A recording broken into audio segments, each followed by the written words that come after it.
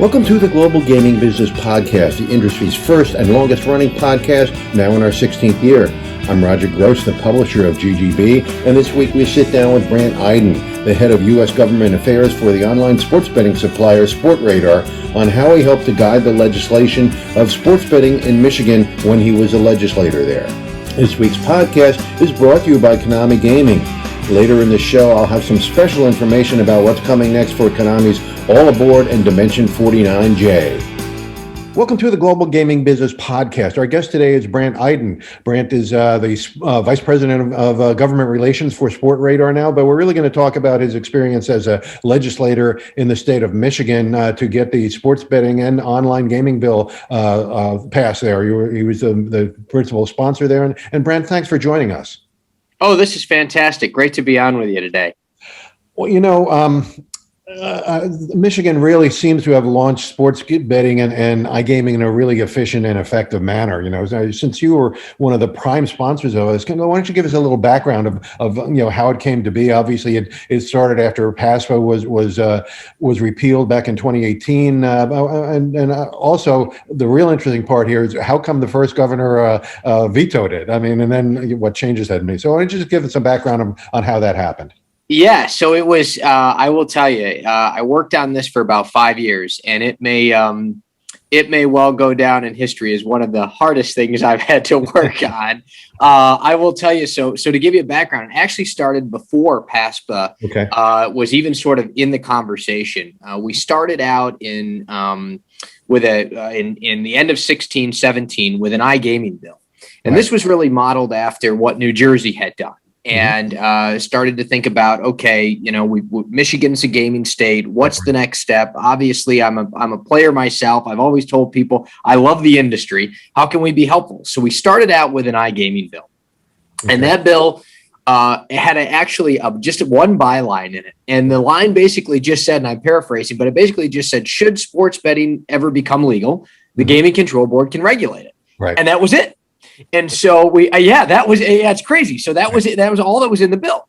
And so we pushed the bill through all the way to the bitter end. I got it done in 2018 when outgoing Governor Rick Snyder, a Republican like myself and a very good friend, calls me up. This is a great story. So this is, we put thousands of bills on his desk. We had gone through a terrible lame duck. It was just grueling and excruciating. I fought to get this to the governor's desk. And I'm sitting there with my staff having a burger at one of the local burger joints in Lansing. And I get a call. And I know he's signing a whole bunch of bills. And I look at my staff and I go, it's the governor calling. They say, well, you got to take it. So I get on the phone. Governor, hey, how are you? He goes, well, I got some good news and some bad news. I said, yeah, okay. Tell me what. He said, the good news is you got reelected, so you got a whole nother year term to work on this. He goes, the bad news is I'm going to veto it. And I said, well, why? And he said, you know what? Honestly, nobody thought you could get this thing done. And we haven't done any prep work on this. We don't know how it's going to impact the budget. We don't know how it's going to impact the lottery. And so And so everybody was like, we didn't think you could do it.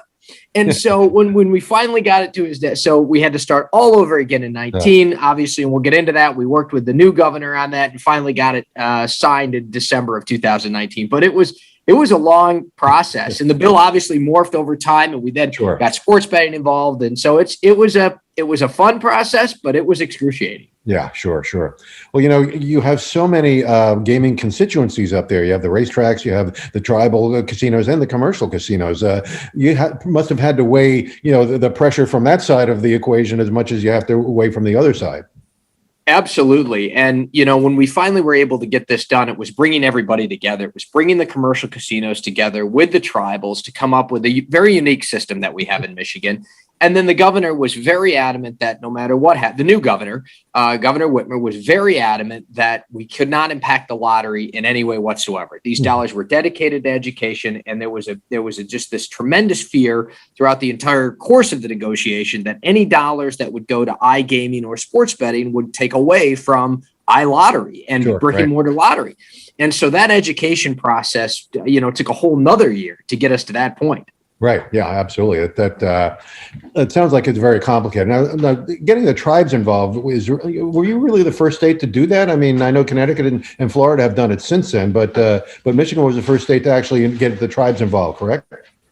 Yeah, I mean, really, the way it was, the way I always say it is, it was certainly the most populous state with the heaviest tribal influence to be able to get something done. And we actually created a very unique structure in Michigan. So it actually goes outside of the frame of the compact. So like in Connecticut and Florida, what you've seen are actually compact amendments and compact changes. Right. What we did in Michigan was we created a system where the tribes give up a small piece of sovereignty, and when they want to do basically off reservation, either iGaming or sports, they basically have to go to the state and apply for licensure with a partner in some cases, like you see Bay Mills and DraftKings and so on and so forth. So, having covered tribal gaming, my whole career, I know they're very, very reluctant to give up any kind of sovereignty. How did you convince them that this was a better system? A lot of trust, a lot of time, a lot of, I will tell you this, in my experience in working with the tribes, and I don't blame the tribes, but if you go to some tribal councils or leaders and say, hey, I'm from the government and I'm here to help, they laugh you out of the room. Yeah. This is not something that, and so it really takes a lot of trust building. And it was, and the tribes knew that there was going to be certainly monetary gain and economic boon to their tribes from this, but they wanted to make sure that it was done fairly and that it was done equitably. And that was the biggest thing. We had to create a system that was fair and equitable so everybody could launch at the same time. Everybody got market access. And that's the system that we came up with. Interestingly enough, we sort of modeled this off when we originally thought about this, the tribes have to give up a little bit of their sovereignty to apply through the state for their liquor licenses. Okay. And so this is what sort of gave us the initial idea that this could be done in some limited capacity. Okay. Well, yeah, that makes sense. Because they've given up a little bit to begin with. I mean, probably, and the return is certainly great. I think that makes sense for them to do that. Yeah. Yeah, exactly. Great. So how did you set up the regulatory system? Was it just, plug it into the gaming commission that's already established?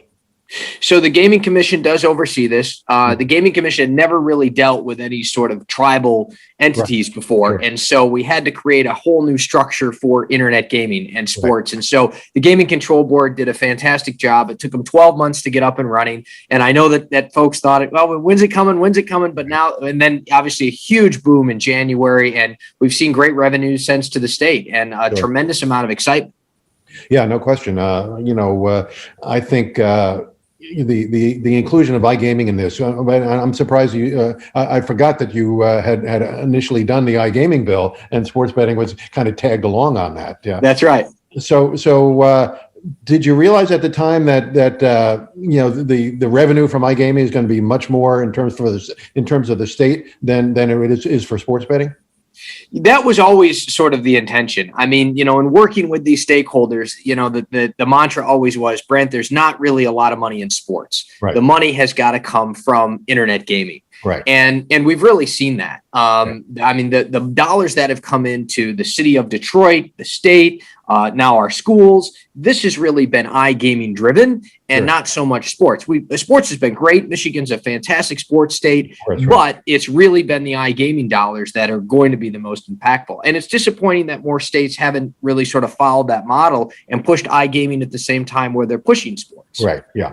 And we're seeing a lot of them double back now, saying, "Oh, we got to get iGaming on." That's been I think Indiana did it that way, correct? So they're bringing iGaming on now after sports betting was legalized. That's exactly right. The conversation has sort of started. Well, look at how great sports betting's doing. Let's look at iGaming. And I always say, look, if you're going to go for the whole enchilada, if you're going to do it, do it all at once. And I look at, like, I've talked to my friends in Ohio and other places, and I've said, look, you're a big gaming state. Eventually, you've got these casino interests, you've got track interests. Let's go ahead and you're looking at e-bingo in the current legislation anyway. Let's just go ahead and do internet gaming at the same time. Yeah. It's a bigger lift. There's no doubt that it's a bigger lift than just sports.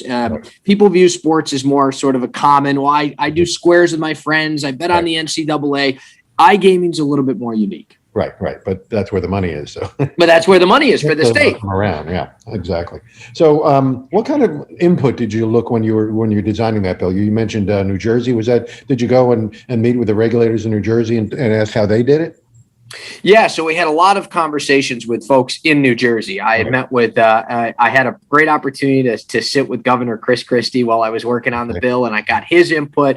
And he's just he's great to sit with, and he'll tell you all the pitfalls and everything he had to deal with in Murphy v. NCAA. And I mean, it was really exciting. And so I really felt that the competitive, open New Jersey model was the way that we wanted to go in Michigan. We wanted to keep tax rates as low as we could. We wanted to make sure that we were pushing an open and competitive market, and New Jersey was really the thought leader in the whole thing. And so that was really the driving force behind where we went in Michigan. Obviously, with the tribal component, it was different, but we were able to get there. Sure. So you didn't have any temptation to put the tax rate really high then, because that'll bring in the most money, right? No, I think the opposite of that. I'll tell you. So what we ended up doing was we're at 8.4% on sports in Michigan. The Detroit casinos pay an additional city tax of 3%, right? And that keeps us pretty low on sports. We offset that by high rates on internet gaming. And so we've got a sliding scale that could go up to potentially 23%, depending on the revenue that comes in. Mm-hmm. And that brings in the money. Sure. But we always wanted to keep sports betting low and competitive. And, luckily, the other stakeholders agreed to that higher tax rate that I would have kept it a lot lower than the governor wanted it. Trust me. Yeah. But she was really pushing that high tax rate on me. So, everything's a negotiation, and we were able to get there. So yeah, absolutely. I think it made a lot of sense. So in between Snyder and Governor Whitmer, did you have a lot of changes like that? Oh, a tremendous amount. We had hours and hours of meetings. I remember one meeting that we thought we were going to get there. This was about 6 months into the process with the new administration. Right. And I had tickets to go see the Doobie Brothers. I was going to go see the Doobie Brothers that night, and I canceled it. And I said, all right, I'm not going to the concert. I said, we're going to grind this thing out. We sat there in negotiations till about midnight with all the stakeholders. And finally, it just fell apart. And so I was just devastated. And this is 6 months in now. Right. Into 2019. And I looked at my staff and I said, I don't know if we're ever going to get there on this thing. I mean, tonight was going to be the night. And finally, we were able to bring it together at the 9th hour. And it was everybody giving a little bit more, making that final push. And, the speaker to work with in Michigan was absolutely fantastic. The Senate Majority Leader helped me get this done. And it was, we were able to get it over the finish line, but it was excruciating. Yeah, it sounds like it for sure. So.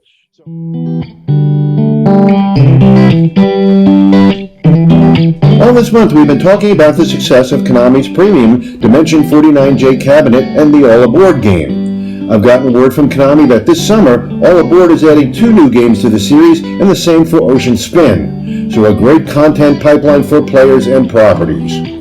What's more, there are hints that All Aboard will be at G2E Las Vegas in a big way this fall, taking on a delivery we haven't seen before. Konami's newest premium product has a lot of momentum and a lot to look forward to. Now back to our podcast.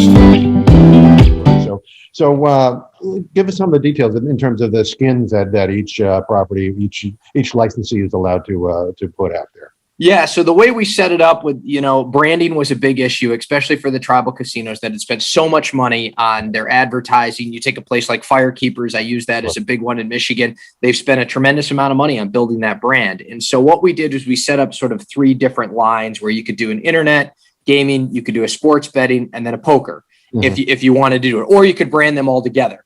And we've seen that. What's interesting is that we've seen some tribes not partner with a commercial partner. And go this alone. And you've seen that now. I use Firekeepers as an example. They just rolled out their internet gaming platform a couple of weeks ago. I hear it's going tremendously well. And that's been great. What we've done in Michigan is we set up an opportunity for you to go it alone if you want, or you can partner if you feel that that's better for you. I mean, a place like Bay Mills, that's 8 hours from where I'm at in Southern Michigan by car. Not a lot of people are going to be driving by the Bay Mills casino, and their partnership has been able to do wonders for their reservation. Sure. So are all the tribes on board right now? Oh, good question. I think so. I think there may be 1 or 2 that hasn't launched yet, but I think it's pretty much everybody in the marketplace that is launched. I think that they're pretty much all up and running. And from what I hear, the feedback, it's been going well. Obviously, it's been, the past couple months have been slow with sports after the NCAA. So the numbers have dipped naturally, but we've seen that. But, I'm getting a lot of positive feedback. Yeah, no question. I mean, I think they're all interested in promoting their own brands for sure. So can somebody from outside the state come in and even buy a casino or something and jump in that way? Or I guess you have to partner with one of the entities, correct? You do. The way our Constitution's set up is that we have got the compacted tribes, and then you've got the 3 commercial casinos that were basically passed in via ballot initiative. Right. And it's only those 3 in those specific locations. So I suppose you could come in and purchase MGM. I suppose you could do that. Right. We saw that actually when Dan Gilbert sold the Penn National, and now we've got Barstool. So yes, but you couldn't really go in and just apply for a new license. There's only 3 licenses in the state for commercial casinos, and those have already been committed. So sure. So one of the things you always have to consider when crafting a bill like this is the negative effects of problem gambling and that kind of thing. So I know you had a lot of responsible gaming issues that you had to deal with. How did you overcome that? So yeah, especially when you talk about iGaming, one of the biggest concerns for legislators is the addiction issues. And so we really put that at the forefront. We dedicated specific revenue dollars to go directly to problem gaming. That was able to go to DHHS. They've been able to staff up. And, I've heard, as happens, that, the call center's been a little bit busier than usual. Right. And that's going to happen as you bring new offerings into the marketplace. But we were very diligent in making sure we carved out additional dollars. And I think that there's more to be done. When I spoke to my colleagues after the legislation was signed, I said, we can do more on problem gaming. We've always had this conversation, and that needs to continue throughout the country. As more and more states come on board, we need to make that a focus, and we need to address this. And so it's something that myself and other industry stakeholders are now working on in my role as SportRadar and other things. We're really taking a hard look at this and saying, what can we do to help folks with addiction? In addition to just dollars, there's more that can be done. Sure.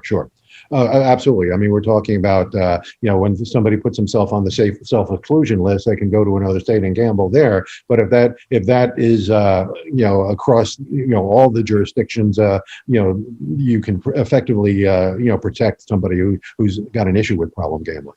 That's right. I've told this story a couple times only because I think it's kind of interesting. I got some reports early on that there were, that first month of sports wagering, the call center at DHHS was being inundated with callers. Right. And so we said, boy, is problem gaming on the rise? And we certainly know it is. We've got to focus on this. And then about a week later, the director came out and said, well, actually, about half those calls were people calling because they couldn't log into their accounts. And so they when they saw the problem gaming number, they thought, oh, well, this is who I call with my app. And so they called the 1-800 number for that. And, I've sort of joked a little bit about it. It's very important. We have to focus on it. But I do say, well, a lot of those calls you got to look at. Wait a minute. These people were trying to log onto their accounts and download and put money into their accounts. So let's let this play out a little bit and see really where the numbers come out at. It's going to take a while to really see how that levels out. But I think you definitely have to pay attention to it for sure. Absolutely. So in your new role at SportRadar, you're obviously speaking to a lot of other states that are considering legalization of both sports betting and iGaming. So what does it come to when you recommend things to these legislators that are looking at this? Do you have them look at things like problem gambling and competitive landscapes and that kind of thing? Absolutely. So yeah, my new role is head of U.S. government affairs. I'm traveling the country, speaking to legislators about sports betting in particular, not as much about iGaming, but sure, focusing on sports betting. And you're absolutely right. We're talking about keeping tax rates low. We're talking about open and competitive markets, allowing, a lot of basically operators to come in and work in that space helps bring the revenue into the state. Sure. And one thing that I really focus on is, and this is where I started with the legislation. You have to remember that this is about consumer protections. Right. Really, at the end of the day, people are playing offshore. People are gambling in there anyway. They're doing this. Yeah. And so it gets a little frustrating when I see like Governor Cuomo talk about just the dollars. Right. That's very important to the state. But at the same time, you have to remember that this is about, as legislators, legislators in my former role, it's about protecting people. And it's about everything that the state deals with those consumer protections, everything from purchasing a car to, buying alcohol, right? It's what state legislators deal with. Sure. And gaming is no different. And so this is really about, so when I talk to folks, I say, look, put those consumer protections first, and then make sure that you're keeping tax rates low, you're making the market competitive, and you're not just doing things that seem like the right thing to do. Like, had a conversation in Massachusetts just yesterday about, well, we feel like we should exclude collegiate sports. And then I say, well, wait a minute, if you exclude collegiate sports, you're just going to continue to push your consumers offshore, because people are still going to wager on collegiate sports. Exactly, right. And so it's sort of those education things that we work through and highlighting those key things that make a market competitive and make it successful. Right. And we've seen that in a lot of states where we're not going to gamble on our big universities, because, they're amateurs, but people are going to bet on them anyway, I'll tell you what, if I excluded Big Ten football, they'd have ran me out of the state. That's for sure. Definitely. So how's it been working for SportRadar? I know it's a really cutting edge sports data company. Give us a little bit of background on SportRadar. Yeah, so it's absolutely been fantastic. I tell people every day that I get to get up and talk about gambling and sports. And they pay me to do it. I've got the best job in the world. So no, it's been fantastic. SportRadar is really the global leader when it comes to data and providing data, whether it be for betting services, media, integrity services. We touch every aspect of this, and I think it's because the consumers and sometimes the legislators don't see SportRadar because we're right in the center of that ecosystem. They forget about us, but without us, it wouldn't work. We do the data. And so it's really been great working with all the operators, all my friends that I worked on with the legislation. It's just been a tremendous opportunity, and I'm enjoying it every day. And I'm happy to be through the pandemic, that's for sure. Or at the back end of it, wherever we're at, I'm happy to be there. For sure, yeah. So you work with the operators and then the platform providers and the entire spectrum of the companies involved in sports betting and iGaming. Absolutely. And then the other side, of course, are our league partnerships. I mean, this wouldn't work without them either. So we partner with our friends in the leagues, obviously take that data. I call it, we run it through our special sauce and we kick it out to our operator friends. And that's what makes the system work. And we really, truly fall right in the center of that ecosystem. So, when I'm in states talking about it, these are sort of the nuances, the supplier licenses and the fees that have to be paid. And these are sort of some of the specifics that I work on every day. But really, it's still big picture, right? It's still making sure that we can create as much market access across the country to players folks that we know, consumers that are already playing offshore. We want to bring them into a regulated market that's safe and secure, so you don't have to worry about cashing a check from a Chinese bank. It can't be done. Right, exactly. Right. Great. Well, I just have one more question. How many states do you believe, will eventually legalize sports betting and iGaming in this country? It's a great question. I will tell you, I think we're already ahead of the curve. At the beginning of the year, I was asked the question. I think I said 5 for this year, and I think we're already at 5 or 6. Sure. So, I think that really by 2025, I predict that just about the entire U.S. will be there. Yeah. There will be states like Utah and perhaps some others that just don't have, that will probably never have gaming in any capacity. But I believe California is going to get there. I think Texas is going to get there. It'll be interesting to see what IGRA does with what happens on the IGRA issues in Florida. But I think that the Department of Interior will likely push things through there, and that'll be interesting to see. But I think eventually we will see some form of large expansion of gaming in this country, similar to what we've seen in Europe that's been, ahead of the curve here in the US for a number of years. And I'd like to see iGaming as part of that. Sure, absolutely. So when you talk about California, obviously there's a real parallel between what happened in Michigan with the tribes there. Are you talking to some people out there about how you guys solve that problem? Absolutely. That's been a pretty much a weekly conversation that I've had meeting with the tribes. Obviously, we're watching the ballot initiative very closely. Looks like that's going to be on in 2022 at this point in time. And I think it'll pass overwhelmingly. We want to make sure that that's just for retail. We'd like to see that mobile statewide component piece get on there as soon as possible. Right. But yeah, sharing our experiences from Michigan is what I do in some of these tribal states daily. Here's something that works. It's not going to work in every state, but here's an option. Here's something to look at. Sure. Absolutely. Well, Brand, thanks for joining us. The bill you were involved with in Michigan really turned out to be a success for the state, and I'm sure your advice that you're giving through SportRadar will help the other states really get on board with the same success as Michigan had. Yeah, it's been fantastic. Thanks so much for having me on. I really appreciate it, Roger. Great.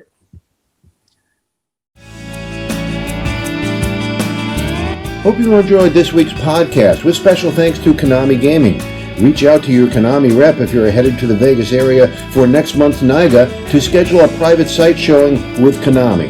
To learn more about sports betting in Michigan and iGaming in other states, visit ggbmagazine.com. To get all the news of the gaming industry, particularly of the recovery from the pandemic, including daily updates, subscribe for free at ggbnews.com by using the code GGB180. Don't miss a single episode of the GGB Podcast. Subscribe on iTunes and Spotify today.